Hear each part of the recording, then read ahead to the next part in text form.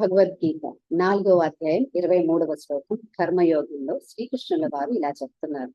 ఎవరైతే ప్రాపంచిక విషయాల పట్ల ఆసక్తి లేకుండా జ్ఞానంలో స్థిరంగా ఉండి తమ కర్మలను ఆచరిస్తారో అటువంటి వారికి బంధాలు క్రియేట్ అవ్వవు.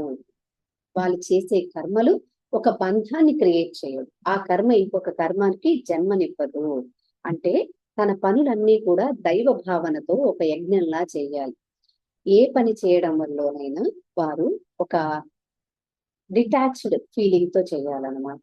ఆ పని చేయడం ఆపాల్సిన అవసరం లేదు. ఇది ఎందుకు ప్రత్యేకించి ఇక్కడ చెప్తున్నారంటే, ఆధ్యాత్మికత అనే ఒక పేరులో, ఒక ముసుగులో కొంతమంది ఎలా ఉంటామంటే, ఇది ఏ వయసులో వారైనా వర్తిస్తుందండి. నేను ఆధ్యాత్మికంగా ఉన్నాను కాబట్టి నేను ఎలాంటి సంసార వ్యవహారాలు చేయను, సంపాదించను, బాధ్యతలు తీసుకోను అని ఆ ఆధ్యాత్మికత అనే ఒక పేరుతో తనకున్నటువంటి బాధ్యతలను కూడా పక్కన పెట్టి కేవలం స్పిరిచువాలిటీ అనే దీంట్లో వెళ్ళిపోతారు. అలా వెళ్ళిపోయినా కూడా అసంపూర్ణంగానే ఉంటుంది నీ సాధన. కనుక సంసారంలో ఉండాలి. అలాగే ఆ సంసార బంధాలలోనే జ్ఞానంలో స్థిరంగా ఉంటూ నీ యొక్క ఆత్మోన్నతికి నువ్వు సహకరించాలి, ప్రయాసపడాలి. అలా చేసినటువంటి కర్మలు ఎలాంటి బంధాన్ని క్రియేట్ చేయవు.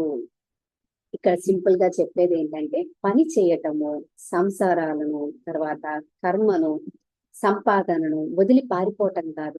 అవి చేసే విధానం మార్చాలి. ఇది నా కోసం అనే భావన ఎప్పుడు కూడా బంధం కలిగిస్తుంది, బంధాన్ని క్రియేట్ చేస్తుంది. ఇది ఒక అంకిత భావనతో, అర్పణతో చేస్తున్నాను అనేది విముక్తినిస్తుంది అన్నమాట. అదే సంసారంలో నిర్వాణం చెందటం అంటే.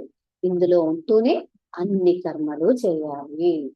దీని నుంచి పారిపోయి మనం ఎన్ని చేద్దాం అనుకున్నా అది చివరికి మళ్ళీ ఎక్కడ మొదలు పెట్టామో ఇక్కడే మనల్ని ఉంచుతుంది.